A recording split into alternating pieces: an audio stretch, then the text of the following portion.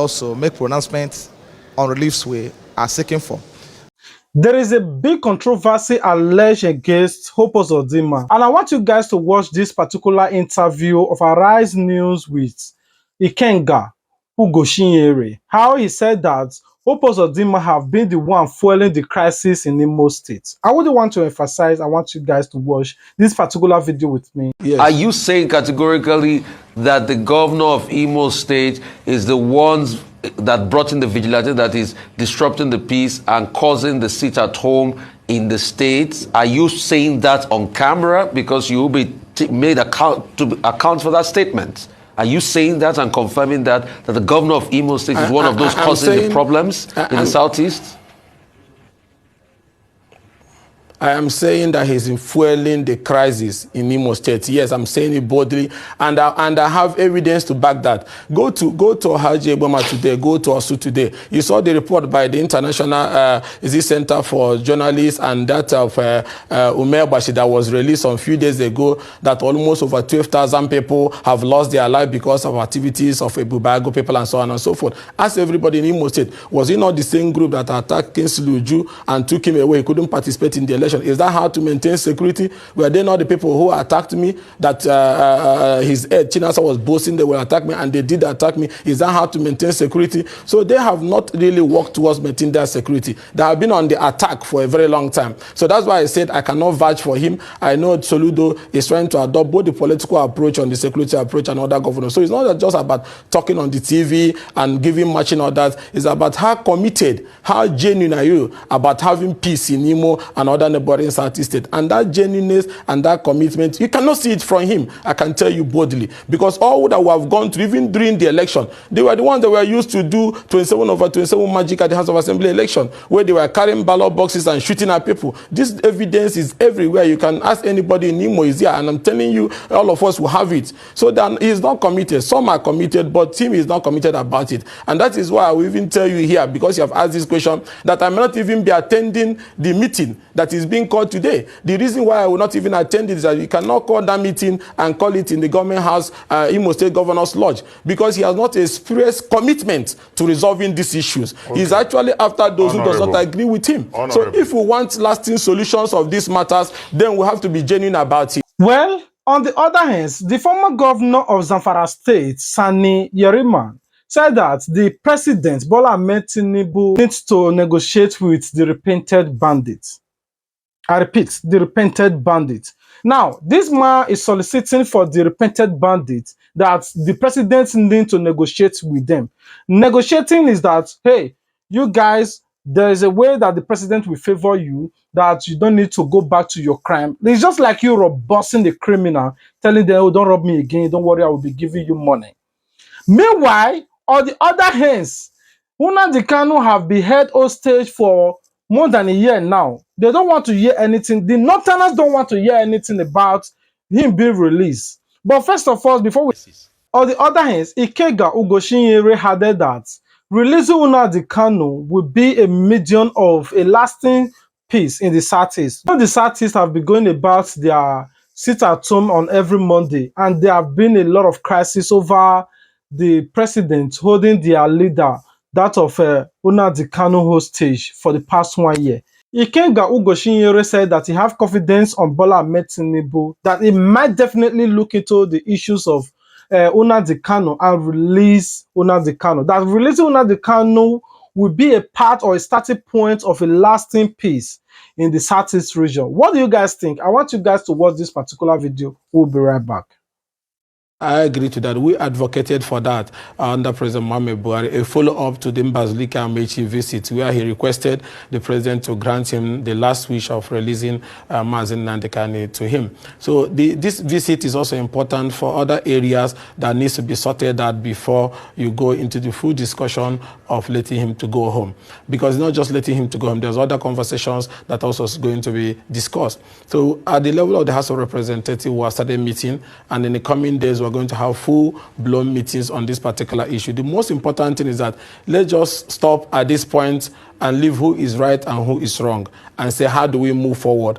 How do we restore feeling of inclusion? How do we restore feeling of togetherness? How do we restore an atmosphere that will allow economic activities to grow? Because this economic activity that is being destroyed, they pay taxes to federal government, so government is losing revenue at the same time, and people are losing their means of livelihood. That is very important that permanent solution is brought to bear on this particular matter. If we continue the legal part, at the end of the day, this might escalate this matter and take it so long. There are so much powers that the president have under the constitution with which he can use to bring this matter to a close end within the shortest possible time. But like you said, the meeting is very important so that leaders from the Southeast can sit with the president to find a common ground towards resolving these issues. The most important thing is that we want peace in the Southeast. Everywhere is devastated. Erosion is killing us. Infrastructure has collapsed. And then we cannot even sleep. Houses are being burned. People are being killed. This is not good. So any leader that wants the progress and unity of Nigeria definitely will open his doors to see all stakeholders come in to find a lasting solution. And I have this belief that the present administration, going by what they say, that they will run an inclusive administration and they will ensure that there's unity across all parts of this country, will consider the release of Nnamdi Kanu a critical step towards that part of finding a lasting peace and solution. Like I've always said from the beginning, that in dealing with this problem, we have to start from the foundation. What led to the agitation? The things that led to the agitation was the issues of marginalization, was the issue of fair treatment, was the issue of lack of integration and full acceptance. And the messages that led to the issues that led to the insecurity were all rooted on equity, fairness, and justice. So in trying to solve the problem, we have to now say, okay, how do we build bridges of unity? How do we have a Nigeria that every component part will feel included? That inclusiveness is very, very important, because the feeling of exclusion is fueling the agitation. The feeling of exclusion is fueling the belief that separation is the only way to have a solution. So having said that, it brings us to the issue that you raised about the lawmakers in the South. That was what necessitated Honorable Ginger Onwusibe to make that amendment to the motion on the floor that day on the issue of Nnamdi Kanu, which the Speaker said he's going to rule on another day. But the point there is that now the two federal high courts have given judgment that there is no case against him, and the other appeal court have also ordered for his release. I felt that these things escalated because of the approach adopted by former President Buhari. But we have this strong confidence that President Bola Tinubu, going by his inaugural message that he will build bridges of unity, he will run an inclusive government, will have to take a second look to the matter and then exercise his constitutional powers in bringing early resolution of this problem. And also, like you also said, there is an infrastructural collapse, which is also a problem. Most of our roads are no longer impassable, not just in Idato, but every part of Southeast. Then the recent one that is killing us now is the ecological problem. The farmland are going away, the houses are collapsing, people can no longer freely move because almost 30% of our land mass have been taken over by erosion. Addressing this erosion problem, not just the ones who have in Umuchima, in Obodoku, in Omueshi, and other parts of the Southeast, and the road collapse, will go a long way in increasing economic activity. Will also go a long way in showing spirit of inclusion. It's also very important. But like I said, peace and reconciliation, forgiveness, extending the hand of friendship and national healing is very, very key. It's very important that we go back to the table to address the remote causes of this agitation.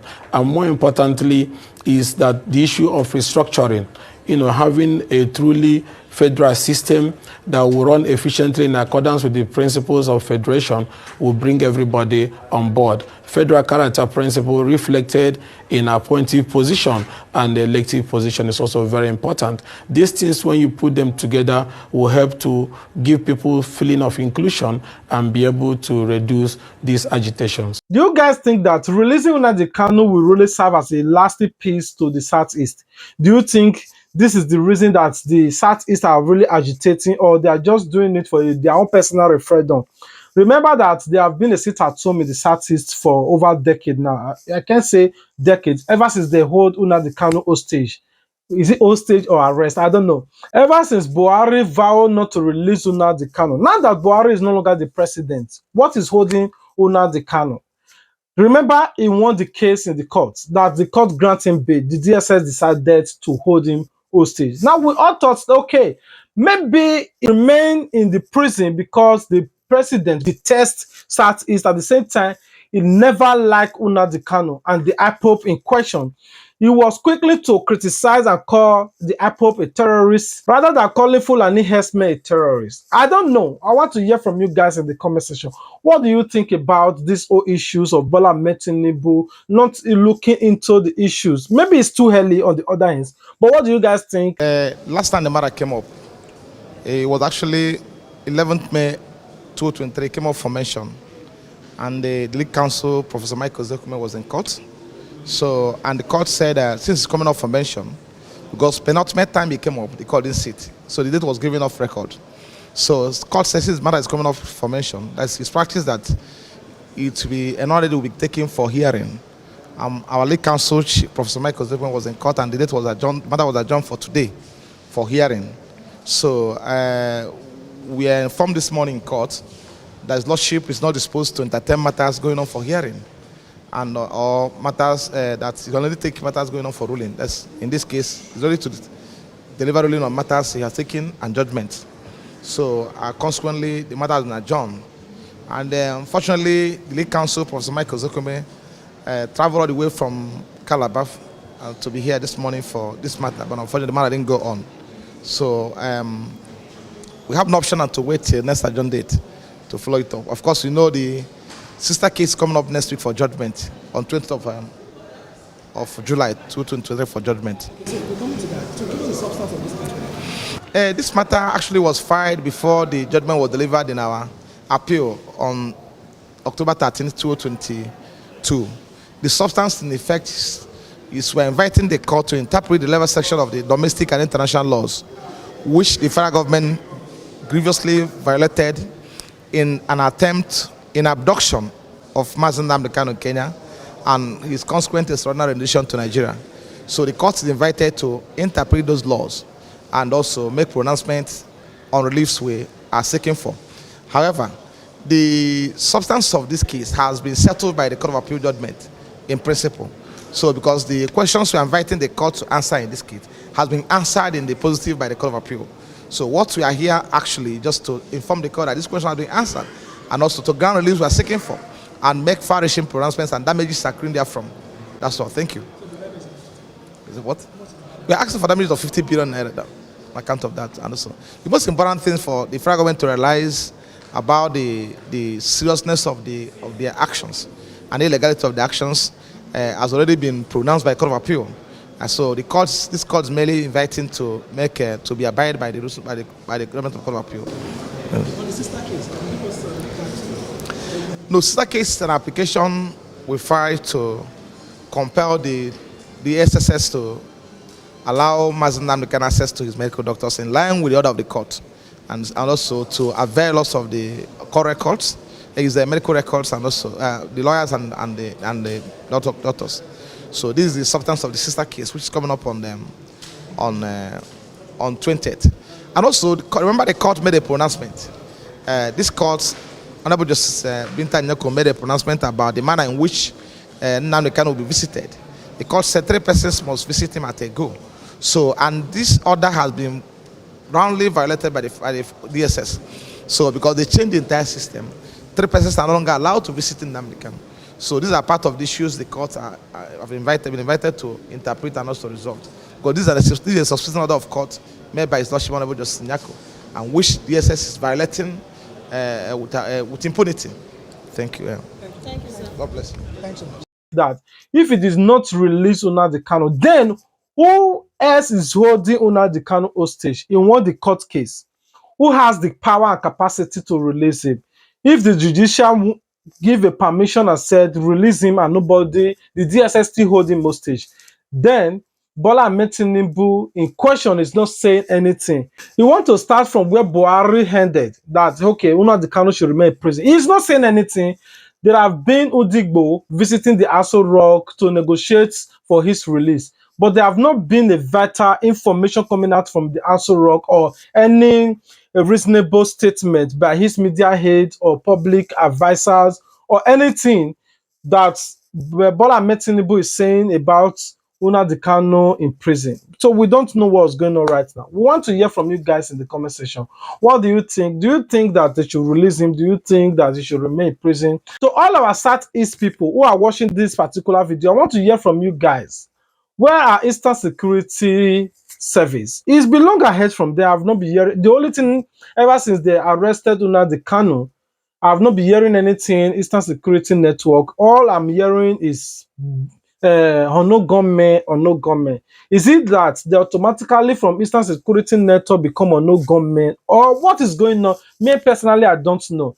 Anyway, this is what I'm going to be ending the video today. What do you guys think about this whole issue? We want to hear from you in the comment section. Until we meet again, stay tuned with Plan B TV. If you have not subscribed, I don't know what you're waiting for. We love you. Please join the team. Subscribe, turn on your notification bell so you'll be among the first person to be notified anytime we upload a new video. For all our returning subscribers who watch our videos, who like, comment, God bless you. I just can't express my love for you guys because without you, there is no Plan B TV. I love you guys, but remember, God loves you more. Until we meet again, stay tuned. Peace out. Don't forget to subscribe to get notified. And as you they share your support, now say God bless you too. Sense on the bed. Plan B TV, Plan B TV, Plan B TV. Oh, Plan B TV, Plan B TV, Plan B TV, Plan B TV.